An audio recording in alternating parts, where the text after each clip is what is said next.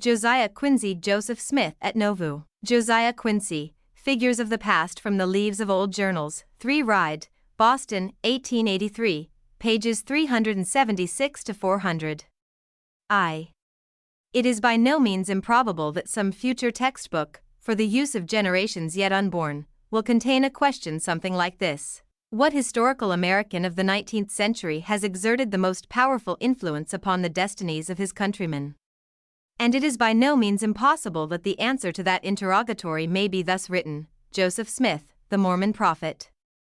And the reply, absurd as it doubtless seems to most men now living, may be an obvious commonplace to their descendants. History deals in surprises and paradoxes quite as startling as this. The man who established a religion in this age of free debate, who was and is today accepted by hundreds of thousands as a direct emissary from the Most High, such a rare human being is not to be disposed of by pelting his memory with unsavory epithets. Fanatic, impostor, charlatan, he may have been, but these hard names furnish no solution to the problem he presents to us. Fanatics and impostors are living and dying every day, and their memory is buried with them. But the wonderful influence which this founder of a religion exerted and still exerts throws him into relief before us, not as a rogue to be criminated, but as a phenomenon to be explained. The most vital questions Americans are asking each other today have to do with this man and what he has left us. Is there any remedy heroic enough to meet the case, yet in accordance with our national doctrines of liberty and toleration, which can be applied to the demoralizing doctrines now advanced by the sect which he created? The possibilities of the Mormon system are unfathomable. Polygamy may be followed by still darker revelations. Here is a society resting upon foundations which may at any moment be made subversive of every duty which we claim from the citizen. Must it be reached by that last argument which quenched the evil fanaticisms of Mulhausen and Munster? A generation other than mine must deal with these questions.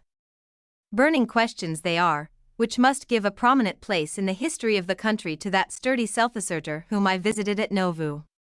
Joseph Smith, claiming to be an inspired teacher, faced adversity such as few men have been called to meet, enjoyed a brief season of prosperity such as few men have ever attained, and, finally, 43 days after I saw him, went cheerfully to a martyr's death.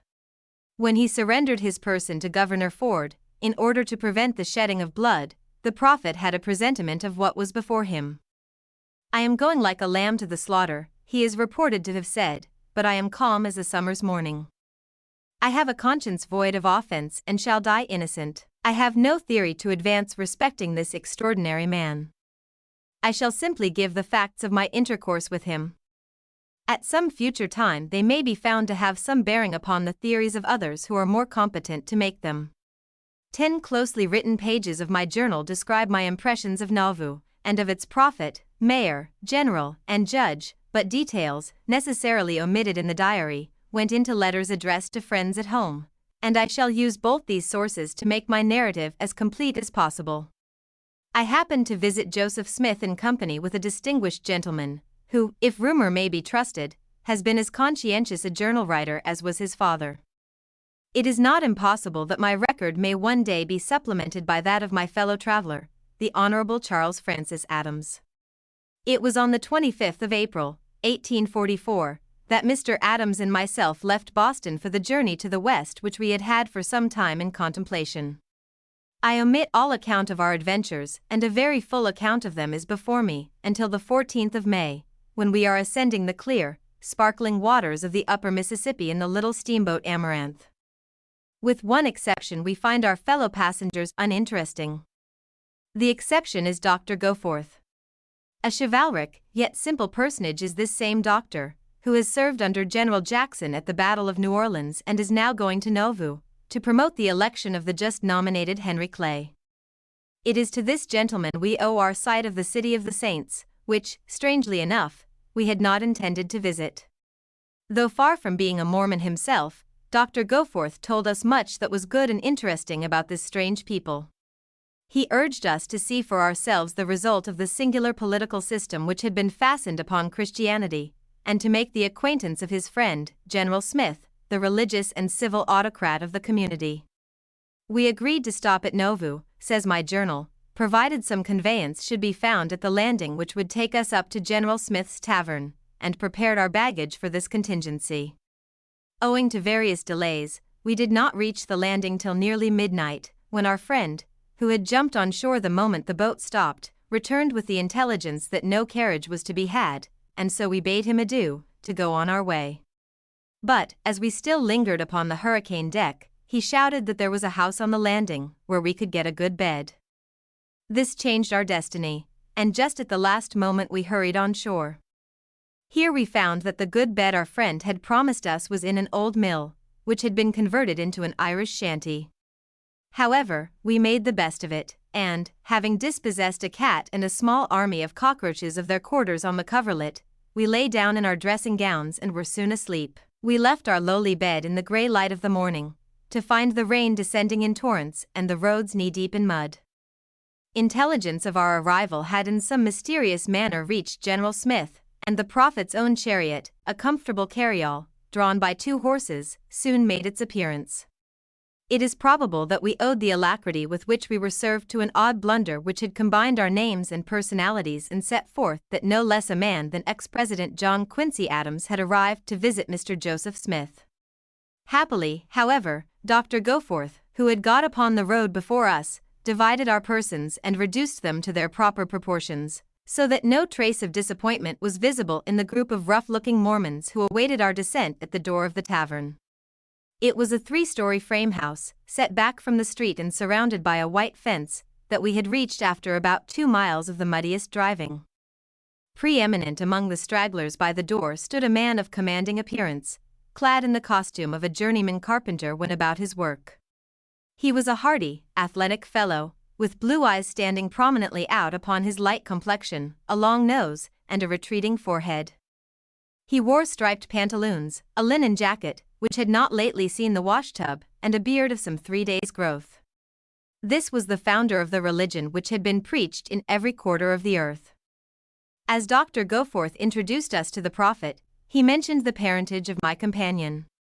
"God bless you, to begin with," said Joseph Smith, raising his hands in the air and letting them descend upon the shoulders of Mr. Adams. The benediction, though evidently sincere, had an odd savor of what may be called official familiarity, such as a crowned head might adopt on receiving the air presumptive of a friendly court. The greeting to me was cordial, with that sort of cordiality with which the president of a college might welcome a deserving janitor, and a blessing formed no part of it. "And now come, both of you, into the house," said our host, as, suiting the action to the word, he ushered us across the threshold of his tavern. A fine-looking man is what the passer-by would instinctively have murmured upon meeting the remarkable individual who had fashioned the mold which was to shape the feelings of so many thousands of his fellow mortals. But Smith was more than this, and one could not resist the impression that capacity and resource were natural to his stalwart person. I have already mentioned the resemblance he bore to Elisha R. Potter, of Rhode Island, whom I met in Washington in 1826. The likeness was not such as would be recognized in a picture, but rather one that would be felt in a grave emergency. Of all men I have met, these 2 seemed best endowed with that kingly faculty which directs, as by intrinsic right, the feeble or confused souls who are looking for guidance. This it is just to say with emphasis, for the reader will find so much that is puerile and even shocking in my report of the prophet's conversation that he might never suspect the impression of rugged power that was given by the man. On the right hand, as we entered the house, was a small and very comfortless-looking bar-room, all the more comfortless, perchance, from its being a dry bar-room, as no spirituous liquors were permitted at Nauvoo. In apparent search for more private quarters, the prophet opened the door of a room on the left. He instantly shut it again, but not before I perceived that the obstacle to our entrance was its prior occupancy by a woman, in bed. He then ran upstairs, calling upon us to follow him, and, throwing open a door in the 2nd story, disclosed 3 Mormons in 3 beds. This was not satisfactory, neither was the next chamber, which was found, on inspection, to contain 2 sleeping disciples. The 3rd attempt was somewhat more fortunate, for we had found a room which held but a single bed and a single sleeper. Into this apartment we were invited to enter. Our host immediately proceeded to the bed, and drew the clothes well over the head of its occupant. He then called a man to make a fire, and begged us to sit down. Smith then began to talk about himself and his people, as, of course, we encouraged him to do. He addressed his words to Mr. Adams oftener than to me, evidently thinking that this gentleman had or was likely to have political influence, which it was desirable to conciliate. Whether by subtle tact or happy accident, he introduced us to Mormonism as a secular institution before stating its monstrous claims as a religious system. Polygamy, it must be remembered, formed no part of the alleged revelations upon which the social life at Nauvoo was based. Indeed, the recorded precepts of its prophet were utterly opposed to such a practice, and it is, at least, doubtful whether this barbarism was in any way sanctioned by Smith. Let a man who has so much to answer for be allowed the full benefit of the doubt, and Mormonism, minus the spiritual wife system, had, as it has today, much that was interesting in its secular aspects. Its founder told us what he had accomplished and the terrible persecutions through which he had brought his people. He spoke with bitterness of outrages to which they had been subjected in Missouri, and implied that the wanton barbarities of his lawless enemies must one day be atoned for. He spoke of the industrial results of his autocracy in the holy city we were visiting, and of the extraordinary powers of its charter, obtained through his friend, Governor Ford. The past had shown him that a military organization was necessary. He was now at the head of 3,000 men, equipped by the state of Illinois and belonging to its militia, and the saints were prepared to fight as well as to work. I decided, said Smith, that the commander of my troops ought to be a lieutenant general, and I was, of course, chosen to that position. I sent my certificate of election to Governor Ford, and received in return a commission of lieutenant general of the Nauvoo Legion and of the militia of the state of Illinois. Now, on examining the Constitution of the United States, I find that an officer must be tried by a court-martial composed of his equals in rank, and as I am the only lieutenant general in the country, I think they will find it pretty hard to try me. At this point breakfast was announced, and a substantial meal was served in a long back kitchen. We sat down with about 30 persons, some of them being in their shirt sleeves, as if just come from work. There was no going out, as the rain still fell in torrents, and so, when we had finished breakfast, the prophet, who had exchanged his working dress for a broadcloth suit while we lingered at the table, proposed to return to the chamber we had quitted, where he would give us his views of theology. The bed had been made during our absence and the fire plentifully replenished. Our party was now increased by the presence of the patriarch, Hiram Smith, Dr. Richards, of Philadelphia, who seemed to be a very modest and respectable Mormon, Dr. Goforth, and a Methodist minister, whose name I have not preserved. No sooner were we seated than there entered some half-dozen leaders of the sect, among whom, I think, were Rigdon and Young, but of their presence I cannot be positive. These men constituted a sort of silent chorus during the expositions of their chief. They fixed a searching, yet furtive gaze upon Mr. Adams and myself, as if eager to discover how we were impressed by what we heard. Of the wild talk that we listened to I have preserved but a few fragments. Smith was well versed in the letter of the Scriptures, though he had little comprehension of their spirit. He began by denying the doctrine of the Trinity, and supported his views by the glib recitation of a number of texts. From this he passed to his own claims to special inspiration, quoting with great emphasis the 11th and 12th verses of the 4th chapter of Ephesians, which, in his eyes, adumbrated the whole Mormon hierarchy. The degrees and orders of ecclesiastical dignitaries he set forth with great precision, being careful to mention the interesting revelation which placed Joseph Smith supreme above them all. This information was plentifully besprinkled with cant phrases or homely proverbs. There, I have proved that point as straight as a loon's leg. The curses of my enemies run off from me like water from a duck's back. Such are the specimens which my journal happens to preserve, but the exposition was constantly garnished with forcible vulgarisms of a similar sort. The prophet referred to his miraculous gift of understanding all languages, and took down a Bible in various tongues, for the purpose of exhibiting his accomplishments in this particular. Our position as guests prevented our testing his powers by a rigid examination, and the rendering of a few familiar texts seemed to be accepted by his followers as a triumphant demonstration of his abilities. It may have been an accident, but I observed that the bulk of his translations were from the Hebrew, which, presumably, his visitors did not understand, rather than from the classical languages, in which they might more easily have caught him tripping. "And now come with me," said the prophet, "and I will show you the curiosities." So saying, he led the way to a lower room, where sat a venerable and respectable-looking lady. "This is my mother, gentlemen. The curiosities we shall see belong to her. They were purchased with her own money, at a cost of $6,000, and then, with deep feeling, were added the words, 'And that woman was turned out upon the prairie in the dead of night by a mob.'" There were some pine presses fixed against the wall of the room. These receptacles Smith opened, and disclosed 4 human bodies, shrunken and black with age. "These are mummies," said the exhibitor. "I want you to look at that little runt of a fellow over there. He was a great man in his day. Why, that was Pharaoh Necho, king of Egypt." Some parchments inscribed with hieroglyphics were then offered us. They were preserved under glass and handled with great respect. "That is the handwriting of Abraham, the father of the faithful," said the prophet. "This is the autograph of Moses, and these lines were written by his brother Aaron.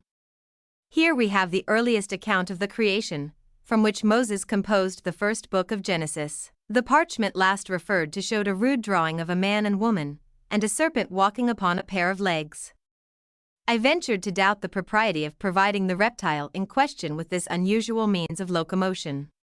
"Why, that's as plain as a pikestaff," was the rejoinder. Before the fall, snakes always went about on legs, just like chickens. They were deprived of them, in punishment for their agency in the ruin of man. We were further assured that the prophet was the only mortal who could translate these mysterious writings, and that his power was given by direct inspiration. It is well known that Joseph Smith was accustomed to make his revelations point to those sturdy business habits which lead to prosperity in this present life. He had little enough of that unmixed spiritual power which flashed out from the spare, neurasthenic body of Andrew Jackson. The prophet's hold upon you seemed to come from the balance and harmony of temperament which reposes upon a large physical basis. No association with the sacred phrases of Scripture could keep the inspirations of this man from getting down upon the hard pan of practical affairs.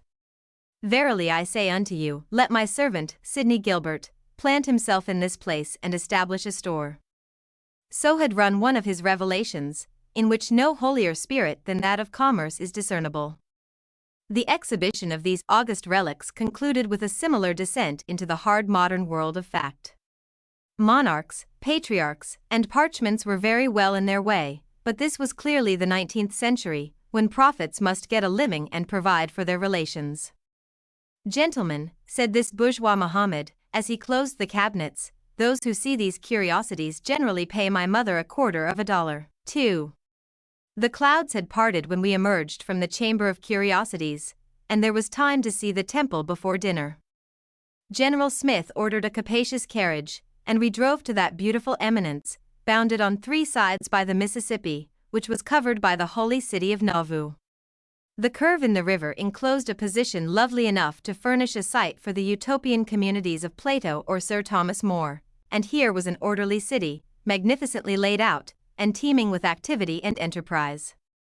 And all the diligent workers, who had reared these handsome stores and comfortable dwellings, bowed in subjection to the man to whose unexampled absurdities we had listened that morning. Not quite unexampled either. For many years I held a trusteeship which required me to be a frequent visitor at the McLean Asylum for the Insane. I had talked with some of its unhappy inmates, victims of the sad but not uncommon delusion that each had received the appointment of vicegerent of the deity upon earth.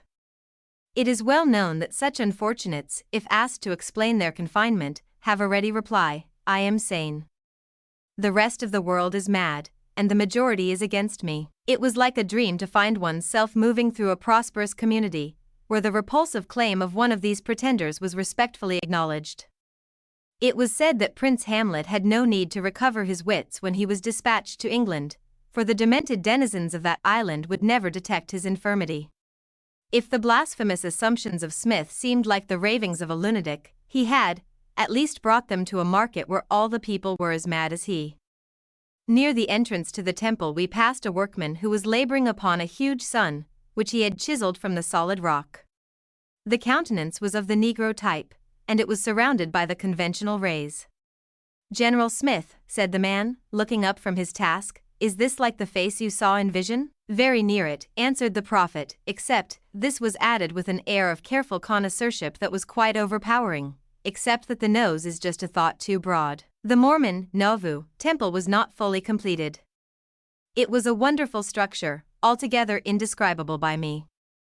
Being, presumably, like something Smith had seen in a vision, it certainly cannot be compared to any ecclesiastical building which may be discerned by the natural eyesight. It was built of limestone, and was partially supported by huge monolithic pillars, each costing, said the prophet, $3,000. Then in the basement was the baptistry, which centered in a mighty tank, surrounded by 12 wooden oxen of colossal size. These animals, we were assured, were temporary.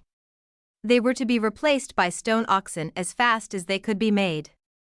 The temple, odd and striking as it was, produced no effect that was commensurate with its cost. Perhaps it would have required a genius to have designed anything worthy of that noble sight. The city of Nauvoo, with its wide streets sloping gracefully to the farms enclosed on the prairie, seemed to be a better temple to him who prospers the work of industrious hands than the grotesque structure on the hill, with all its queer carvings of moons and suns. This, however, was by no means the opinion of the man whose fiat had reared the building. In a tone halfway between jest and earnest, and which might have been taken for either at the option of the hearer, the prophet put this inquiry: "Is not here one greater than Solomon, who built a temple with the treasures of his father David and with the assistance of Huram, king of Tyre? Joseph Smith has built his temple with no one to aid him in the work." On returning to the tavern, dinner was served in the kitchen where we had breakfasted. The prophet carved at one end of the board, while some 20 persons, Mormons or travelers, the former mostly coatless, were scattered along its sides. At the close of a substantial meal, a message was brought to the effect that the United States Marshal had arrived and wished to speak to Mr. Adams. This officer, as it turned out, wanted my companion's advice about the capture of some criminal, for whom he had a warrant. The matter was one of some difficulty, for, the prophet being absolute in Nauvoo, no man could be arrested or held without his permission. I do not remember what was the outcome of this interview, which was so protracted that it caused Mr. Adams to miss one of the most notable exhibitions of the day. "General Smith," said Dr. Goforth, when we had adjourned to the green in front of the tavern, "I think Mr. Quincy would like to hear you preach." "Then I shall be happy to do so," was the obliging reply, and, mounting the broad step which led from the house, the prophet promptly addressed a sermon to the little group about him. Our numbers were constantly increased from the passers in the street, and a most attentive audience of more than 100 persons soon hung upon every word of the speaker. The text was Mark 16:15, and the comments, though rambling and disconnected, were delivered with the fluency and fervor of a camp meeting orator. The discourse was interrupted several times by the Methodist minister before referred to, who thought it incumbent upon him to question the soundness of certain theological positions maintained by the speaker. One specimen of the sparring which ensued I thought worth setting down. The prophet is asserting that baptism for the remission of sins is essential for salvation. Minister: "Stop. What do you say to the case of the penitent thief?" Prophet: "What do you mean by that?" Minister: "You know our Savior said to the thief, 'This day shalt thou be with me in paradise,' which shows he could not have been baptized before his admission." Prophet: "How do you know he wasn't baptized before he became a thief?" At this retort the sort of laugh that is provoked by an unexpected hit ran through the audience, but this demonstration of sympathy was rebuked by a severe look from Smith, who went on to say, "But that is not the true answer. In the original Greek, as this gentleman, turning to me, will inform you, the word that has been translated paradise means simply a place of departed spirits. To that place the penitent thief was conveyed, and there, doubtless, he received the baptism necessary for his admission to the heavenly kingdom." The other objections of his antagonist were parried with a similar adroitness, and in about 15 minutes the prophet concluded a sermon which it was evident that his disciples had heard with the heartiest satisfaction. In the afternoon we drove to visit the farms upon the prairie which this enterprising people had enclosed and were cultivating with every appearance of success. On returning, we stopped in a beautiful grove, where there were seats and a platform for speaking. "When the weather permits," said Smith, "we hold our services in this place, but shall cease to do so when the temple is finished." "I suppose none but Mormon preachers are allowed in Nauvoo," said the Methodist minister, who had accompanied our expedition. "On the contrary," replied the prophet, "I shall be very happy to have you address my people next Sunday, and I will ensure you a most attentive congregation." "What? Do you mean that I may say anything I please and that you will make no reply?" "You may certainly say anything you please, but I must reserve the right of adding a word or two, if I judge best. I promise to speak of you in the most respectful manner." As we rode back, there was more dispute between the minister and Smith.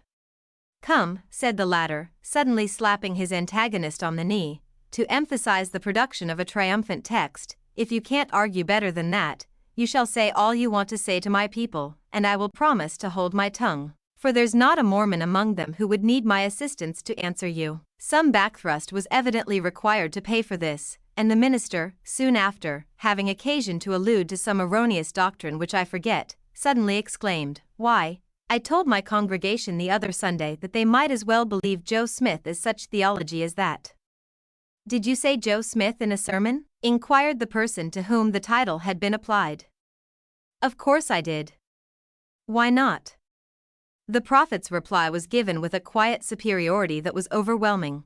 Considering only the day and the place, it would have been more respectful to have said Lieutenant General Joseph Smith. Clearly, the worthy minister was no match for the head of the Mormon Church. I have before me some relics of my visit to Nauvoo.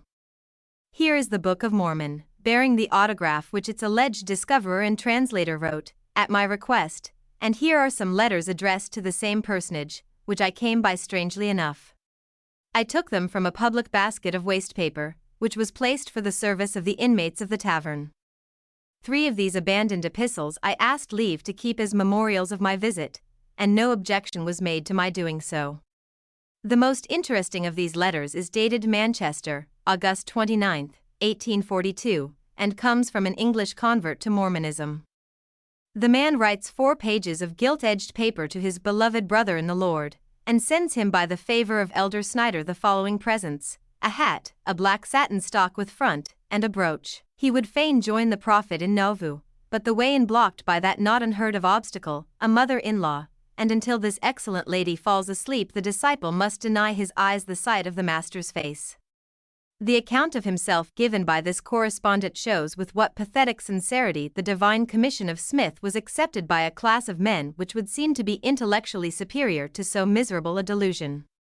Suppressing the name of the writer, I shall give a portion of this letter, as it furnishes food for reflection, and shows that the secret of the Mormon prophet is not to be fathomed at a glance. I take the liberty of writing a few lines, being assured that you are a man of God and a prophet of the Most High, not only from testimony given by the brethren, but the Spirit itself beareth witness.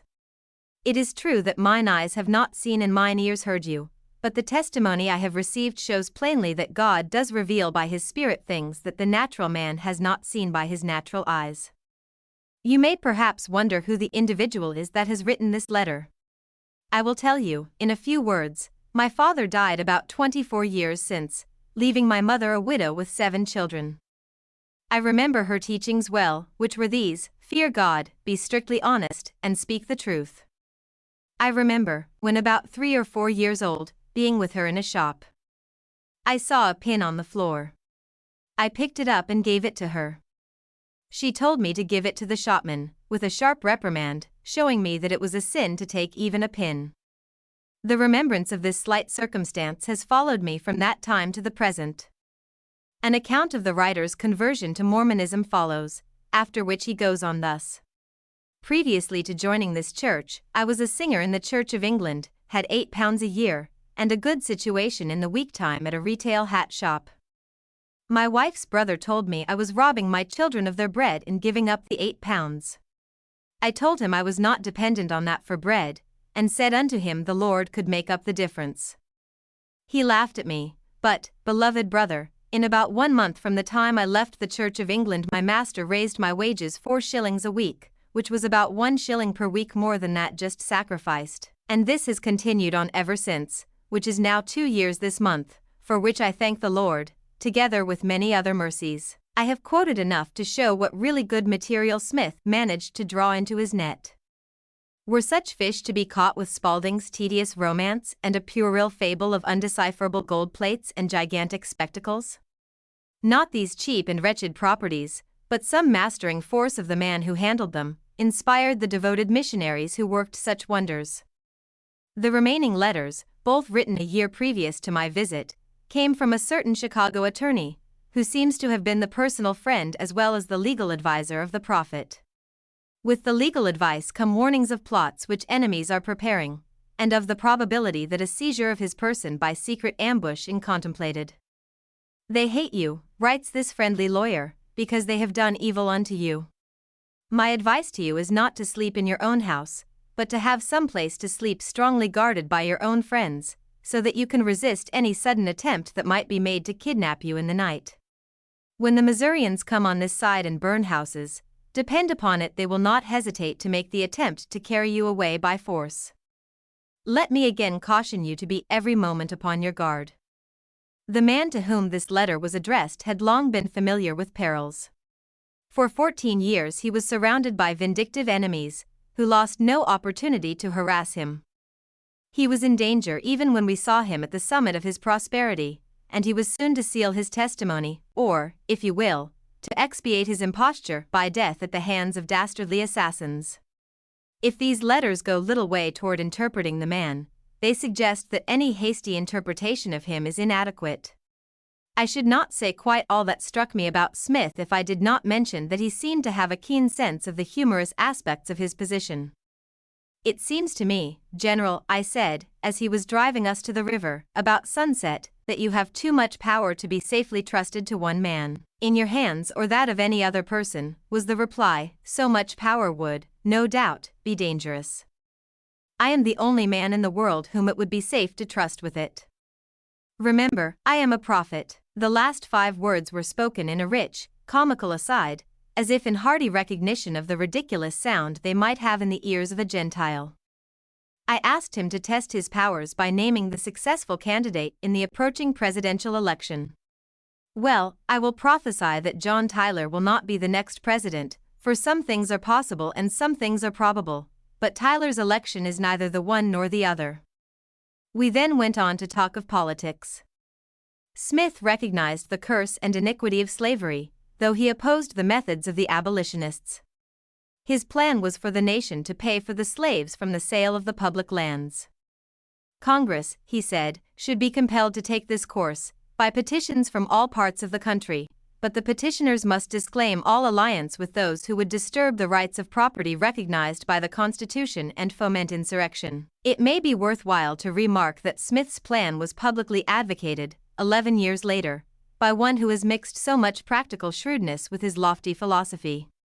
In 1855, when men's minds had been moved to their depths on the question of slavery, Mr. Ralph Waldo Emerson declared that it should be met in accordance with the interest of the South and with the settled conscience of the North.